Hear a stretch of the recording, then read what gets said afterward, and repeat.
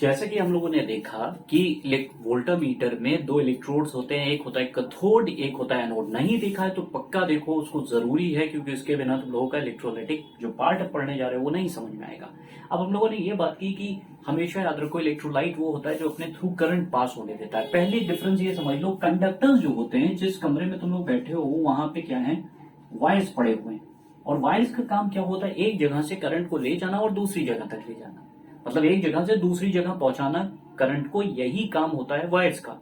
अब वो वायर्स किस तरह से काम करते हैं, कंडक्टर्स में बेसिकली जो घर में वायरिंग है उसमें अगर देखोगे तो कॉपर वायर्स पड़े। ये कॉपर वायर्स बहुत अच्छे कंडक्टर्स होते हैं। कंडक्टर्स का मतलब है कि करंट को एक जगह से लाए दूसरी जगह पे पहुंचा दिया। तो ऐसा क्यों हुआ, क्योंकि कंडक्टर्स में फ्री इलेक्ट्रॉन्स होते हैं, फ्री इलेक्ट्रॉन्स, ध्यान रखना। तो कंडक्टर्स की एक सबसे बड़ी खासियत है, चाहे ये सॉलिड स्टेट में हो, तो हम लोगों ने देखा है कि कंडक्टर्स अगर वायर से करंट फ्लो हो रहा है तो कोई चेंज नहीं आता, बस करंट एक जगह से दूसरी जगह फ्लो करता है। और फ्लो क्यों कर रहा है, क्योंकि उसके अंदर फ्री इलेक्ट्रॉन्स है, ये करंट को एक जगह से लाते हैं दूसरी जगह पहुंचा देते हैं। फ्री इलेक्ट्रॉन्स के साथ साथ जितने भी मेटल्स हैं वो बड़े अच्छे कंडक्टर्स माने जाते हैं। मेटल्स जितने भी हैं, मेटल्स या फिर उनके एलॉयज, दोनों पार्ट हैं, मेटल्स एंड देयर एलॉयज, ये दोनों ही क्या है, बड़े अच्छे कंडक्टर्स माने जाते हैं। नॉन मेटल्स जनरली अच्छे कंडक्टर्स नहीं होते, ये कंडक्ट नहीं करते इलेक्ट्रिसिटी, एक्सेप्ट ग्रेफाइट है, जो मतलब मेटल्स जनरली क्या है, ये अच्छे कंडक्टर्स हैं because of the presence of free electron. Silver हो गया, कॉपर हो गया। साथ ही साथ ये भी देखो, एक बढ़िया सा एग्जाम्पल है कि अगर मान लो कि करंट किसी को, कभी कभार देखा होगा, ये वीडियो सभी लोग देखते हैं, कई बार हम लोगों के सोशल मीडिया पे वायरल हो जाते हैं। करंट जो है वो अगर मान लो कोई किसी डिवाइस को टच कर दे, या लोहे में करंट, आयरन को अगर टच कर दिया उसमें करंट था तो उसके बहुत तेज करंट लगता है, और यहां तक कि ये एक फैटल होता है कि डेथ हो जाती है। तो ऐसा क्यों हुआ कि आयरन से जो करंट, आयरन ने बड़ी अच्छी तरह से करंट को अपने थ्रू पास होने दिया, जो बॉडी, ह्यूमन बॉडी में चला गया और करंट लगा उसे, करंट की वजह से उसकी डेथ हो गई। तो अगर देखा होगा कई बार करंट लगता है, लोग क्या करते हैं, कोशिश करते हैं, अगर देखा हो ये सब वीडियो, वुडन स्टिक से या डंडे से उसको हटाने की कोशिश करते हैं, हाथ नहीं लगाते, डंडे से हटाते हैं। रीजन क्या है, क्योंकि हमें पता है वुड में करंट फ्लो नहीं करता, बैड कंडक्टर ऑफ इलेक्ट्रिसिटी, तो करंट इनको नहीं लगेगा, लेकिन साथ में वो इंसान को हटाया जा सकता है। ऐसा क्यों क्यों हुआ, क्योंकि would is a bad conductor of electricity, वो कंडक्ट नहीं होने दे रहा, इसलिए दूसरे को करंट नहीं लगेगा, वो सेफ हो गया, दोनों लोग सेफ हो गए। अब प्रॉब्लम ये आती है, इसी तरह से हमारे पास होते हैं कंडक्टर्स के बजाय इंसुलेटर्स या नॉन मेटल्स की। अगर हम बात करें, नॉन मेटल्स जनरली क्या होते हैं, bad conductors of electricity.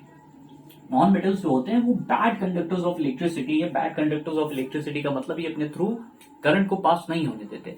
Phosphorus हो गया, नाइट्रोजन हो गया, तमाम नॉन मेटल्स हैं, एक्सेप्ट ग्रेफाइट। ग्रेफाइट एक अलग सा एग्जाम्पल है जो अपने थ्रू करंट को पास होने देता है, एक्सेप्ट ग्रेफाइट। तो ऐसे चीजों को हम लोग कहते हैं इंसुलेटर्स कह सकते हैं, या नॉन कंडक्टर्स बोल सकते हैं।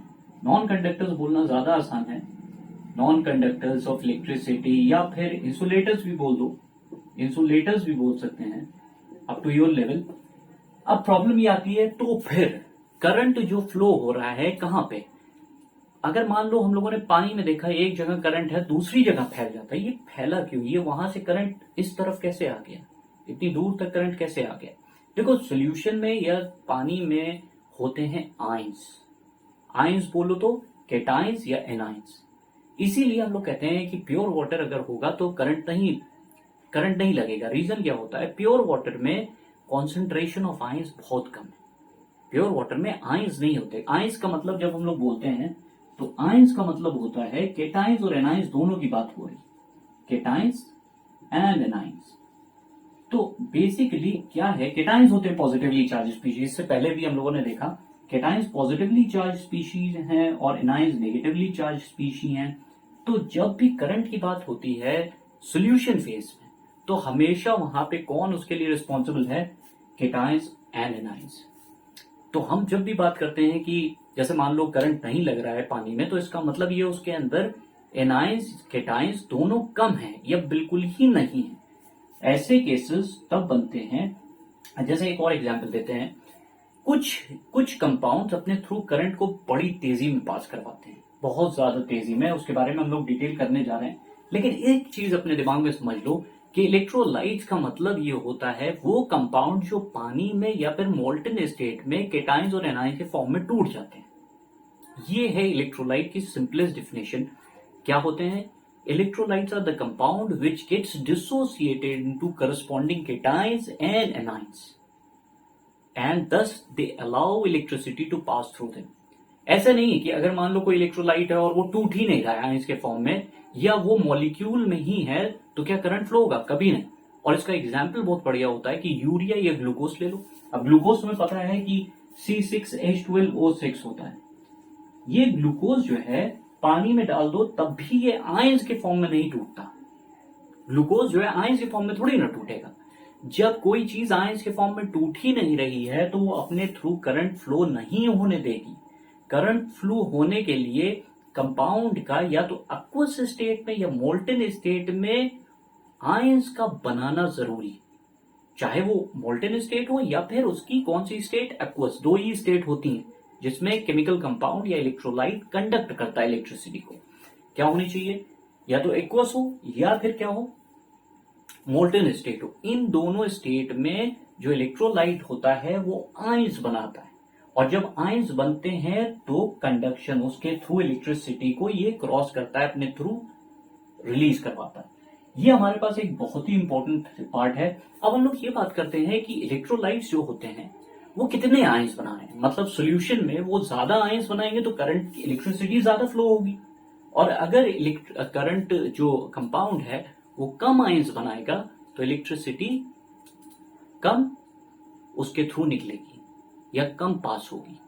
तो ये चीज इस बेसिस पे क्लासिफिकेशन की करंट कितना ज्यादा फ्लो करेगा किसी पर्टिकुलर कंपाउंड से या किसी पर्टिकुलर इलेक्ट्रोलाइट से, ये हमारा पहला इंपॉर्टेंट पार्ट है। तो देख लो, इस चीज को समझ लो। ये क्वेश्चन मिलता है स्ट्रॉन्ग इलेक्ट्रोलाइट वीक इलेक्ट्रोलाइट क्या होते हैं। स्ट्रॉन्ग इलेक्ट्रोलाइट वो कंपाउंड्स हैं जो 100% डिसोसिएट होते हैं in their corresponding ions. Example देखो पहले। स्ट्रॉन्ग इलेक्ट्रोलाइट का मतलब हो गया, सपोज करो NaCl हमने लिया और NaCl बनाता है Na plus plus Cl minus. अब मान लो हमने कहा एक NaCl एक Na प्लस एक Cl माइनस आयन बना रहा, टोटल कितने आयंस बने? 2। एक मॉलिक्यूल 2 आयंस बना सकता है। एक NaCl एक Na प्लस एक Cl माइनस आयन बना रहा है, यानी कि NaCl जब टूटेगा तो एक Na प्लस और एक Cl माइनस मिलेगा। एक मॉलिक्यूल 2 आयंस बना रहा है। तो अगर 10 मॉलिक्यूल हम लेकर चले तो इसमें ऐसा माना जाता है कि 100% डिसोसिएट होता है। मतलब जितने मॉलिक्यूल लोगे वो सब के सब टूट जाएंगे किस फॉर्म में? आयंस के फॉर्म में। जितने मॉलिक्यूल्स लिए हैं इसको हम लोग कहते हैं 100% डिसोसिएशन। 100% डिसोसिएटेड है, 100% डिसोसिएटेड। ये एक इंपॉर्टेंट कंसेप्ट है। क्या होता है? Strong electrolytes are the compounds which are 100% dissociated in their molten और एक्वस स्टेट। एक और इसकी सबसे इंपॉर्टेंट चीज होती है कि जो स्ट्रॉन्ग इलेक्ट्रोलाइट है they are generally composed of ions only. मतलब अगर हमने NaCl का सोल्यूशन लिया है तो NaCl के उस सोल्यूशन में सिर्फ और सिर्फ Na प्लस और Cl माइनस होगा। NaCl जो न्यूट्रल है वो नहीं रहेगा क्योंकि NaCl पूरी तरह से टूट गया है किसमें? Na प्लस और Cl माइनस के फॉर्म में। तो इसका मतलब जो भी सोल्यूशन है उसमें मैक्सिमम आयंस होते हैं, हो सकता है 1-2 मॉलिक्यूल्स। यानी कि ये जो बना होता है mostly it is made up of ions, made up of ions only. ठीक है। हाँ, ये भी हो सकता है कभी कभार ये आयंस मैक्सिमम होंगे, मॉलिक्यूल्स 2-4 होंगे। ये एक दूसरा कंसेप्ट होता है। तीसरा ये है कि अगर हमने स्ट्रॉन्ग इलेक्ट्रोलाइट लिया है और इसको इलेक्ट्रोलाइट को इलेक्ट्रोलिसिस कराया और उसमें एक बल्ब कनेक्ट कर दिया तो वो बल्ब जो होगा उसकी ब्राइटनेस ज्यादा होती है। क्यों ब्राइटनेस ज्यादा होती है? क्योंकि स्ट्रॉन्ग इलेक्ट्रोलाइट में मैक्सिमम चीजें क्या है? आयंस। हमें पता है अगर सोल्यूशन या मोल्टन स्टेट में आयंस ज्यादा होंगे तो अपने थ्रू करंट को भी ज्यादा फ्लो करवाएंगे। जितना ज्यादा करंट फ्लो करेगा उतनी ज्यादा हम कह सकते हैं कंडक्शन उतना ज्यादा होगा और बल्ब ज्यादा ग्लो करता है। तो क्या होगा? Bulb glows brighter. और यहां पे अभी हम लोग इसके बारे में भी बात कर रहे हैं। स्ट्रॉन्ग इलेक्ट्रोलाइट का सबसे इंपॉर्टेंट कंसेप्ट क्या है? 100% डिसोसिएटेड।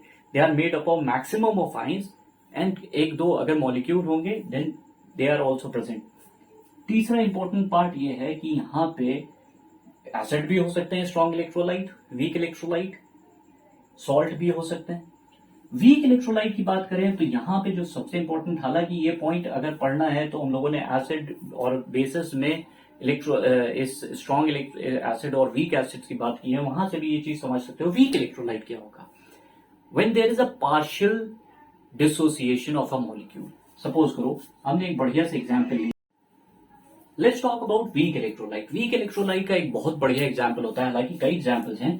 एक एग्जाम्पल होता है H2S, हाइड्रोजन सल्फाइड। ये एक वीक इलेक्ट्रोलाइट है, मतलब ये 100% डिसोसिएट नहीं होता। तो एक और सिंपल सा एग्जाम्पल लेते हैं, शायद इससे भी बेहतर तुम्हें समझ में आ जाएगा। CH3COOH, इसको कहते हैं एसिटिक एसिड।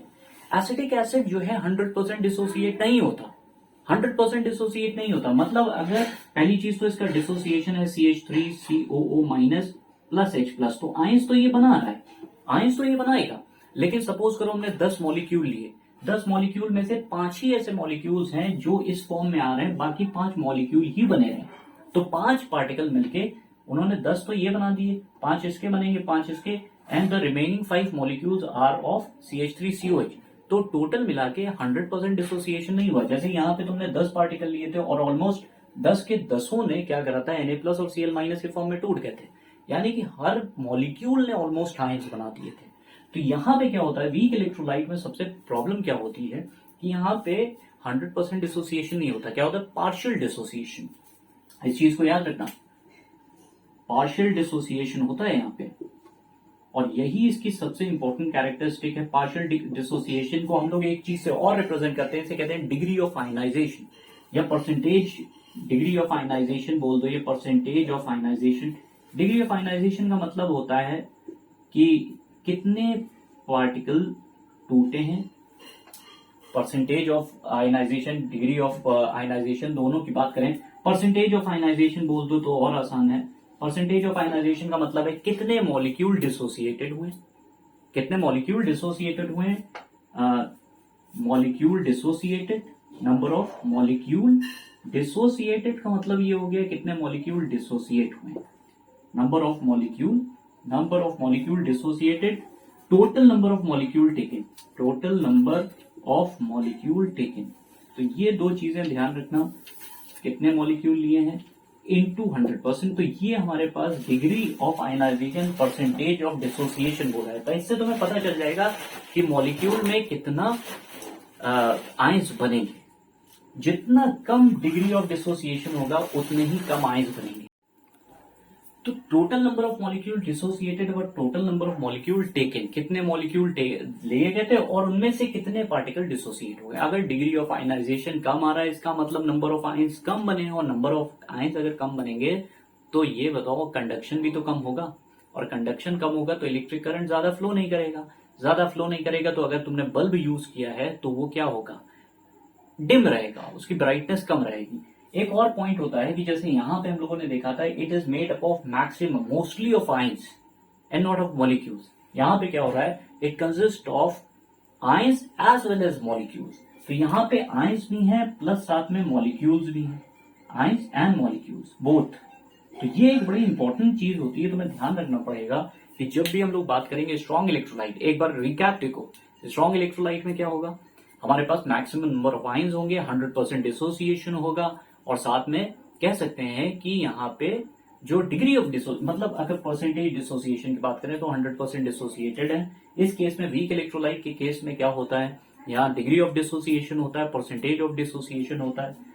यहाँ पे हमेशा कम आयंस बनते हैं, और आयंस कम बनेंगे तो इलेक्ट्रिसिटी कम पास होगी। इसी के बेसिस पे कौन कौन से हमारे पास एसिड्स भी ब्रेक डाउन करते हैं, बेसेस भी आयंस के फॉर्म में आते हैं, एसिड्स भी आयंस के फॉर्म में आते हैं, सॉल्ट्स भी आयंस के फॉर्म में आते हैं। तो एक बार चेक कर लो उसे भी।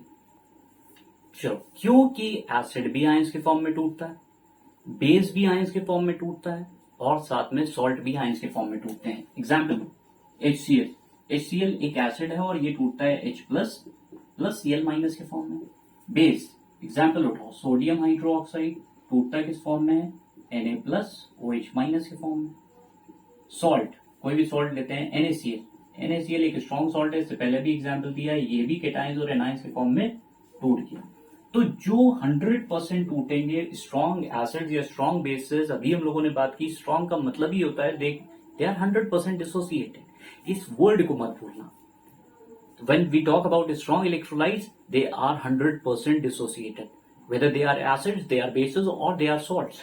100% डिसोसिएशन होना जरूरी है. इसके बहुत से एग्जाम्पल्स हैं, जैसे HNO3 बड़ा अच्छा स्ट्रॉन्ग एसिड होता है, HCl हो गया, H3PO4 हो गया, ये सब स्ट्रॉन्ग एसिड्स हैं. स्ट्रॉन्ग बेसेस में अगर बात करें तो हमारे पास पोटेशियम हाइड्रोक्साइड एक बहुत अच्छा बेस माना जाता है.